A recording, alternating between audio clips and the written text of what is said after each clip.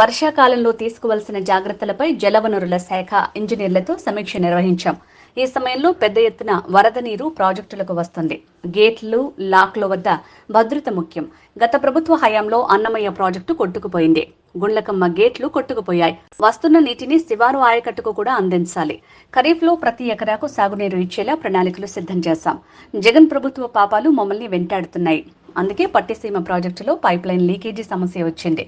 కృష్ణా డెల్టాలో కూడా తాగునీటి సమస్య వచ్చింది. పులిచింతల ప్రాజెక్టులో 40 టీఎంసీల నీరు నిల్వ ఉంచాలి. కానీ గత ప్రభుత్వ నిర్వాహకం వల్ల 0.5 టీఎంసీల నీరు కూడా లేదు. విభజన కంటే 5 ఏళ్ల జగన్ పాలనలోనే రాష్ట్రం ఎక్కువ నష్టపోయింది.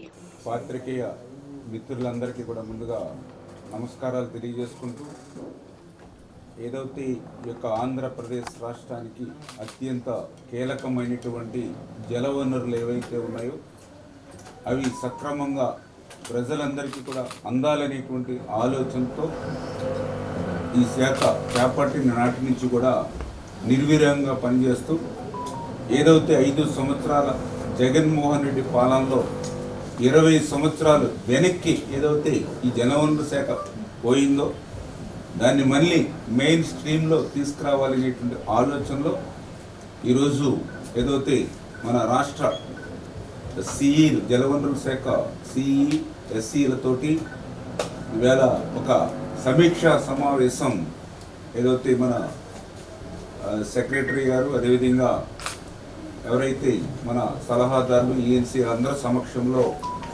రివ్యూ పెట్టుకోవడం జరిగింది.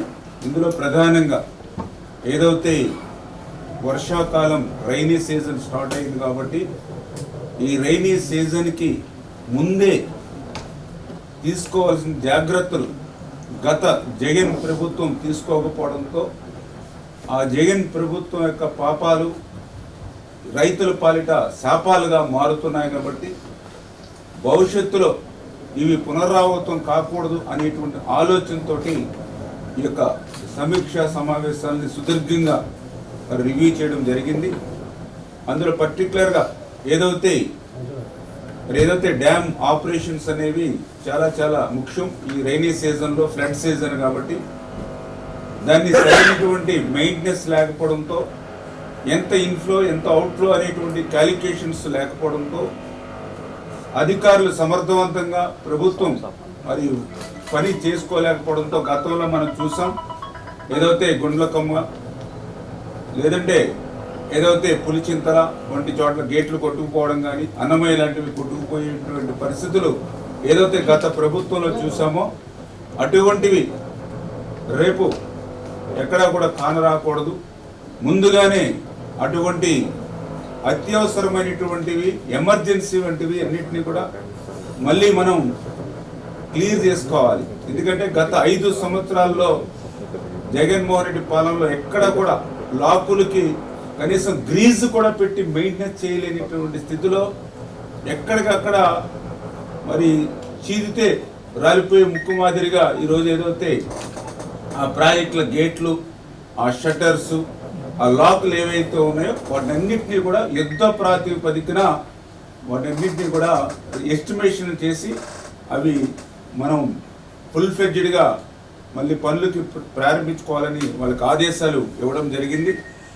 అదేవిధంగా ఏదైతే ఇప్పుడు వస్తున్నటువంటి వాటర్ ఏదైతే ఉందో అది మనం పొలాలకు అందించాలని అంటే ఈ 5 సంవత్సరాల్లో ఎక్కడ కూడా ఒక తట్ట మట్టి సిల్ట్ తీయకపోవడం వల్ల మరి శివారు ప్రాంతాలకి మరి మనకి నీరున్నా కూడా అందనటువంటి పరిస్థితి ఏదైతే ఉందో, కొన్ని డ్రైన్స్లో అయితే చిన్నపాటి వర్షానికి కూడా ఆ డ్రైన్స్లో సిల్ట్ 5 సంవత్సరాలు ఒక తట్ట మట్టి కూడా ఎత్తలేనిటువంటి పరిస్థితిలో మరి వేల ఎకరాల ఆయకట్టు ఏదైతే మునిగిపోతుందో, అందుకే ఇమ్మీడియట్లీ ఆ డీసిల్టింగ్ ఏదైతే ఉందో దాన్ని కూడా ఎస్టిమేషన్లు ఇవన్నీ కూడా ఆ కెనాల్స్ నుంచి డ్రైన్స్ అన్నీ కూడా తీసుకుని అవి కూడా యుద్ధ ప్రాతిపదికన పూర్తి చేయాలనేటువంటి ఆలోచనతో, అదేవిధంగా ఏదైతే ఈ పంట ఏదైతే ఖరీఫ్ ఏదైతే ఉందో మరి ఖరీఫ్ పంటకు ఎటువంటి అవాంతరాలు లేకుండా ప్రతి ఎకరానికి కూడా సాగునీరు అందాలి అనేటువంటి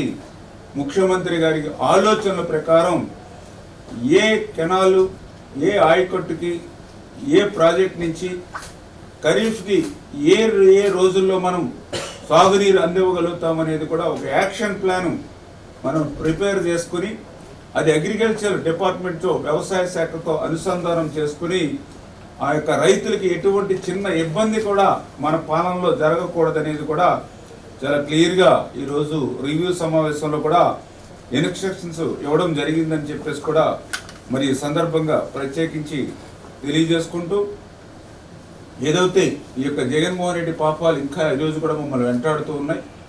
ఈరోజు కూడా మేము చూస్తూ ఉన్నాం. ఏదైతే మరి మార్నింగ్ కూడా మనం కూడా చూసాం, ఏదైతే పట్టిసీమకు సంబంధించి మరి గత 4 సంవత్సరాల నుంచి ఎక్కడ కూడా మెయింటెనెన్స్ లేకపోవడంతో మనం మోటార్లు ఆన్ చేసినా కూడా మరి ఆ బోట్లు తుప్పు పట్టేసి లేకపోతే వాటికి గ్రీజ్ కూడా పెట్టలేని స్థితిలో అవన్నీ కూడా ఇప్పుడు మనం వాడుతున్నప్పుడు ఒక్కొక్కటి బయటకు వస్తూ ఉన్నాయి. ఇట్లా ఏవైతే అవాంతరాలు వస్తూ ఉన్నాయో వాటన్నింటినీ కూడా సరిచూసుకోవాల్సిన బాధ్యత కూడా మన మీదే ఉంది. కాబట్టి అది కూడా ఎప్పుడు కూడా అధికారులు కూడా ఎక్కడెక్కడ అలర్ట్గా ఉండమని చెప్తూ ఉన్నాం. ఎందుకంటే చూస్తూ ఉన్నాం ఏదైతే ఇప్పుడు కృష్ణాకు సంబంధించి డెల్టాకు సంబంధించి త్రాగునీరు సమస్య ఉందని చెప్పి ఈవేళ కృష్ణా డెల్టాకు సంబంధించిన శాసనసభ్యులు కూడా పెద్ద ఎత్తున మాకు కూడా వాళ్ళు మరి ఫిర్యాదు చేస్తున్నటువంటి పరిస్థితి. అదేవిధంగా మరి నాగార్జున సాగర్ సంబంధించినటువంటి మరి అక్కడ సంబంధించినటువంటి త్రాగునీరు కూడా ఇబ్బందికరమైన పరిస్థితులు ఉన్నాయని చెప్తూ ఉన్నారు. వీటన్నిటిని కూడా ఎట్లా అధిగమించాలని, ఎందుకంటే ఒక జగన్మోహన్ రెడ్డి పాలనలో ఒక ప్లానింగ్ కానీ ఒక సిస్టమ్ కానీ అన్నీ కూడా కొరవడినటువంటి పరిస్థితులు. ఎందుకంటే ఈవేళ కృష్ణా డెల్టాకి కనీసం తాగడానికి నీరు లేక వాళ్ళ దాహార్తిని తీర్చేటువంటి పరిస్థితి లేదు అని అంటే దానికి జగన్మోహన్ రెడ్డి బాధ్యత వహించవలసిన అవసరం ఉంది. ఎందుకంటే కృష్ణా డెల్టాకి నీరు రావాలి అని అంటే ఖచ్చితంగా అది ఆగస్టు ఫస్ట్ వీక్ కానీ సెకండ్ వీక్ కానీ వచ్చేటువంటి పరిస్థితులు ఉండట్లా గత 10 సంవత్సరాల నుంచి కూడా. ఎందుకంటే ఏదైతే కృష్ణా నది ఏదైతే అక్కడ ఆలమెట్టి నుండి జోరాల నుండి శ్రీశైలం నుండి నాగార్జున సాగర్ నుండి కింద కృష్ణా డెల్టాకు వచ్చేటప్పుడు ఖచ్చితంగా అది August first week or second వీక్లో వస్తూ ఉంది. మరి అప్పుడు ఏదైతే మరి ఏప్రిల్లో వాళ్ళకి ఒకసారి మనం డ్రింకింగ్ వాటర్ ఇస్తూ ఉన్నాం.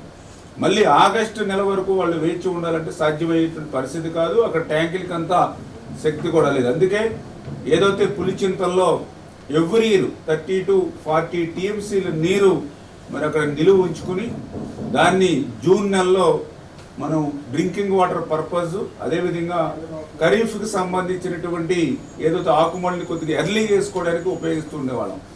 కానీ ఈరోజు ఆ పులిచింతల్లో చూస్తే 1/2 TMC నీరు కూడా అక్కడ లేదు.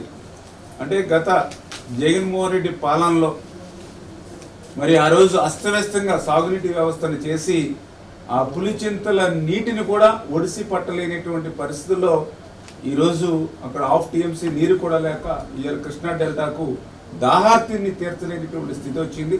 అదృష్టవశాత్తు ఆ రోజు చంద్రబాబు నాయుడు గారు ముందు చూపుతో పట్టిసీమ నిర్మాణం చేశారు కాబట్టి ఈరోజు పట్టిసీమని మనం ఓపెన్ చేసుకున్నాం. కాబట్టి ఇంకొక 3-4 డేస్లో ఆ పట్టిసీమ నీళ్లు మరి ఏదైతే కృష్ణా డెల్టాకు కొంతమేర దాహార్తిని తీర్చగలిగేటువంటి పరిస్థితి ఉంది. లేని పక్షంలో నిజంగా కృష్ణా డెల్టాకు సంబంధించినటువంటి 30-40 లక్షల మంది ప్రజలు త్రాగునీరు కొరతకు వలస వెళ్ళిపోయేటువంటి పరిస్థితి జగన్ పాలన వల్ల వచ్చేటువంటి స్థితి ఉండేది. ఇట్లా ప్రతి ప్రాజెక్టుని, ప్రతి రిజర్వాయర్ని, ప్రతి ఆయకట్టును మేము పరిశీలిస్తూ ఉంటే అడుగడుగునా కూడా జగన్మోహన్ రెడ్డి నిర్లక్ష్యం ఒక రకంగా మాకు అనిపిస్తూ ఉంది. ఏదైతే ఆ రోజు 2014లో రాష్ట్ర విభజన వల్ల జరిగినటువంటి నష్టం కంటే ఈ జగన్మోహన్ రెడ్డి పాలన వల్లే ఈ యొక్క ఆంధ్రప్రదేశ్ రాష్ట్రంకి, అందులో ప్రత్యేకించి జలవనరుల శాఖ కూడా ఎక్కువ నష్టం జరిగినటువంటి పరిస్థితి కనిపిస్తూ ఉంది. ప్రతి ప్రాజెక్టు కూడా మళ్ళీ 20 సంవత్సరాలు వెనక్కి నెట్టేశారు. ఇతను పోలవరం అనే కాదు, పోలవరంతో పాటుగా ఏదైతే ఇతర మేజర్ మైనర్ ఇరిగేషన్ ప్రాజెక్ట్స్ ఏవైతే ఉన్నాయో అన్నీ కూడా 20 సంవత్సరాలు వెనక్కి వెళ్ళిపోయినటువంటి పరిస్థితి ఉంది.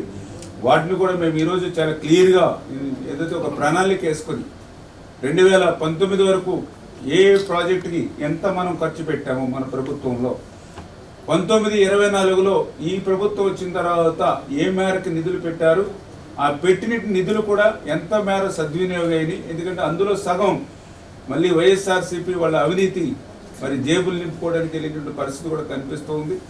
మళ్ళీ రేపు అవి పూర్తి చేయడానికి ఈ 24 తర్వాత మనం ఎంత ఆ ప్రాజెక్టు వారిగా ఎన్ని నిధులు మనం ఖర్చు పెట్టాలి, ఆ నిధులు ఖర్చు పెట్టడంతో ఎంత ఆయకట్టు మనకి మరి అందుబాటులోకి వస్తుంది, దానికి ఎంత సమయం పడుతుంది, ఆ ప్రాజెక్టుకి సంబంధించి ఏదైతే ఇబ్బందులు ఏవైతే ఉన్నాయో వాటన్నిటిని కూడా ఒక నోట్ లాగా మళ్ళీ నెక్స్ట్ వీక్ కల్లా ప్రిపేర్ చేస్తే అందులో ప్రాధాన్యత పరంగా, ఎందుకంటే ఇప్పుడు 50-60 ప్రాజెక్టులు ఉంటే 50-60ని మనం యూనిఫామ్గా తీసుకుంటే ఏది పూర్తి కాని పరిస్థితి ఉంటుంది. అట్లా మనకి తక్కువ టైంలో ఎక్కువ ఆయకట్టుకి మనం ఏదైతే మేలు చేసి పూర్తి చేయగలుగుతామో అటువంటిని కూడా మనం లిస్ట్ అవుట్ చేసుకుని అది ముఖ్యమంత్రి గారి సమక్షంలో పెట్టుకుని ప్రాధాన్యత పరంగా ప్రాజెక్టులు మనం పూర్తి చేసి ఆ ప్రజలకు రైతులకు అందించగలిగితే మేలు జరుగుతుందనేటువంటి విధంగా మరి ఈరోజు రివ్యూ చేసుకోవడం జరిగింది. ఆ సందర్భంగా కూడా ఈవేళ ఎవరైతే మళ్ళీ మీ ద్వారా కూడా మా అధికారులని, ఇరిగేషన్ అధికారులను కూడా చెప్పడం జరిగింది. ఏదైతే గత 5 సంవత్సరాల జగన్మోహన్ రెడ్డి పాలనలో మరి సాగునీటి సంఘం వ్యవస్థ అంతా కూడా నిర్వీర్యం అయిపోయి ఎవరైతే అధికారుల్లో కూడా కొంత నిర్లిప్తత కూడా కనిపిస్తూ ఉంది, దాన్ని కూడా ప్రారదోలి మరి ఏదైతే గత 5 సంవత్సరాల బ్యాలెన్స్ పని, అదేవిధంగా ఈ 5 సంవత్సరాల్లో మనం పూర్తి చేయవలసిన పనులు మనందరం కూడా కష్టపడి మళ్ళీ పరిగెత్తించి పని చేయాలి.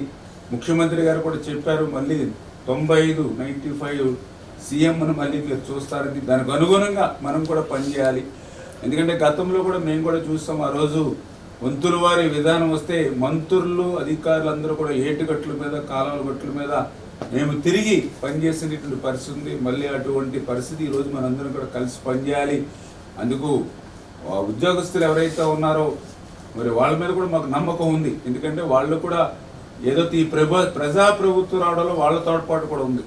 ఎందుకంటే మొన్న పబ్లిక్ నుంచి ఏదైతే మా ఎన్డీఏ కూటమికి 57% ఓటింగ్ వస్తే మరి ఏదైతే పోస్టల్ బ్యాలెట్లో 70% ఓటింగ్ రావడం అంటే ఈవేళ ఈ రాష్ట్రంలో ఒక ప్రజాప్రభుత్వం రావాలి, ఈ రాష్ట్రాన్ని రక్షించుకోవాలి, ఈ రాష్ట్ర భవిష్యత్తును కాపాడుకోవాలి, భావితరాల వరకు భవిష్యత్తు